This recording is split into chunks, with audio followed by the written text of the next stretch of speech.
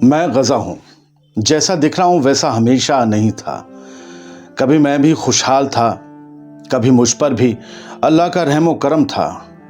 कभी मैं भी विदेशी मेहमानों की खुशामदीद करता था। कभी मेरी आबो हवा भी महकती थी, कभी यहाँ भी नन्ही किलकारियाँ चहकती थीं, कभी ये शहर भी शादाब था। मैं गज़ा हूँ। जैसा दिख रहा हूँ वैसा हमेशा नहीं था।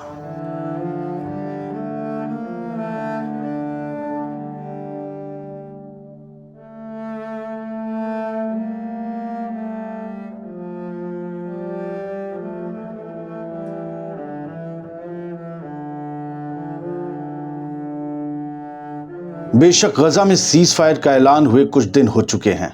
लोग खुशी से झूम रहे हैं तो कोई सुकून की सांस ले रहा है, कोई घरों को लौट रहा है, कोई अपने घरों के मलबों पर टेंट लगा रहा है।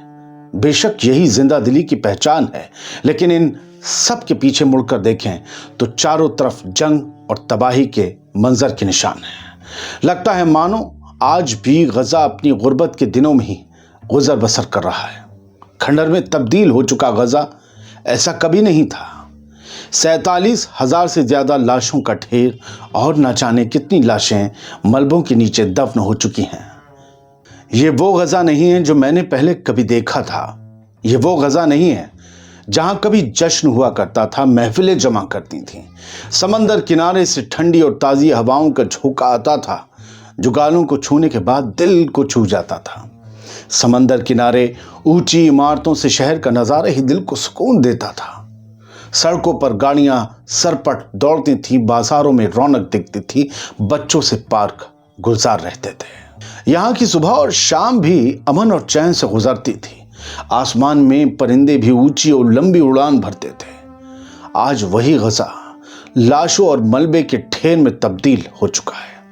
आसमान की तरफ देखो तो परिंदे कम और गिद्ध ज्यादा नजर आते हैं। जमीन पर देखो तो लाशों और मलबों के ढेर के साथ दफन होते सपने और उम्मीदें नजर आती हैं।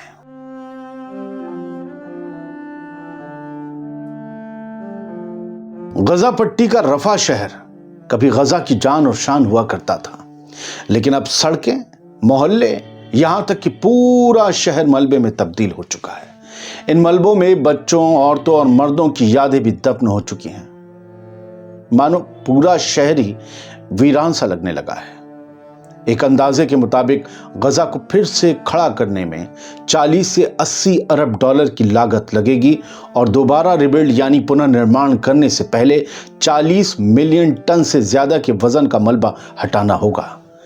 इस मलबे को ही हटाने में महज 1.2 बिलियन डॉलर का खर्च हो सकता है और ये सब करने में 21 साल का वक्त लग सकता है।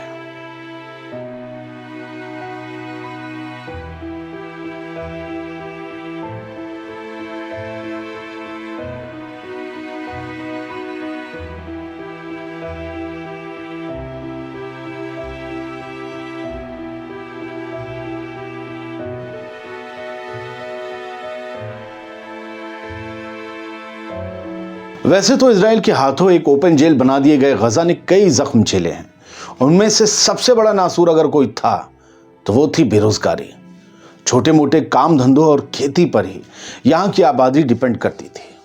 कई सालों की इकोनॉमिक तंगी का खामियाजा झेल रहे गज़ा के लोगों को साल 2000 की दहाई में कुछ सुधार देखने को मिला, लेकिन तब भी विदेशी मदद ही अकेली उम्मीद की किरण थी। पड़ोसी देशों से गुर्बत के दिनों में गज़ा भी आगे बढ़ रहा था। 2011 में यहाँ की अर्थव्यवस्था यानी इकोनॉमी में करीब 20% का इजाफा हुआ था। यहाँ की मेन फसल कपास हुआ करती थी, जिसे सरकार और अरब कबीलों को बेचा जाता था। इतना ही नहीं, मिस्र और मक्का से यरूशलेम आने वाले मुस्लिम ज़ायरीन भी गज़ा में रुकते थे। कुछ लोग तो यरूशलेम के बाजारों के बजाय गज़ा से खरीदारी करते थे, क्योंकि यहाँ पर सामान सस्ता मिला करता था। और आज बाजार उजाड़, वीरान, बर्बाद, तबाह, मलबा, बस कहां बाजार थे, कहां घर था, कुछ नहीं पता। 20वीं सदी में दूसरे इंतिफादा के चलते गज़ा की अर्थव्यवस्था डगमगा गई थी। उस वक्त गज़ा के बाशिंदे यूनाइटेड नेशंस की एजेंसियों से मिलने वाली मदद पर डिपेंडेंट हो गए थे। हजारों की तादाद में फलस्तीनी रोजाना गजा से इजराइल काम करने के लिए जाते थे, लेकिन गजा में हमास की हुकूमत आने के बाद यह सिलसिला भी लगभग थम सा गया था और गजा के पास फिर से विदेशी मदद की तरफ मुंह ताकने के अलावा कुछ नहीं बचा था। साल 2005 में हमास के पॉलिटिकल कंट्रोल ने कई युद्धों को, कई वॉर्स को न्योता दिया, जिसने यहां की इकोनॉमी को भारी नुकसान पहुंचाया। 2008 से 2009 तक गजा युद्ध, फिर 2012 में ऑपरेशन पिलर ऑफ डिफेंस, 2014 में इजराइल गजा कॉन्फ्लिक्ट, फिर 2018 में गजा इजराइल संघर्ष दोबारा शुरू हुआ। साल 2021 में इजराइल फिलिस्तीनी संकट आया और पिछले से पिछले साल यानी 7 अक्टूबर 2023 में फिर इजराइल और हमास के बीच जंग छिड़ गई। ये जंग अब तक की सबसे बड़ी जंग थी या है। 2010 में जहां गजा की सीरत बदलनी शुरू हुई थी, वहीं 2020 में गजा पतन की तरफ जाता चला गया। इंडस्ट्रियल एरिया पूरी तरह से ठप हो गया था। अब एक बार फिर गजा मदद के लिए पुकार रहा है। इसमें कोई दो राय नहीं है कि गजा में इंसानियत के साथ कभी इंसाफ नहीं हुआ। कभी अपनों का सितम गजा ने झेला तो कभी गैरों का। क्या हुआ था हमास और पैलेस्टीनियन अथॉरिटी के बीच दुनिया जानती है। कभी अपनों का खून बहा तो कभी गैरों का, लेकिन इस खून खराबे से न 2 वक्त की रोटी नसीब हुई और ना ही 2 गज जमीन का टुकड़ा हासिल हो सका। हम तो खुदा से यही दुआ करेंगे कि गजा के खुशहाल दिन फिर से लौट आएं, उसके आज़ाद दिन आ जाएं और खंडर में तब्दील हो चुका ये शहर फिर से गुलजार हो जाए। दुनिया टुडे देख रहे थे आप।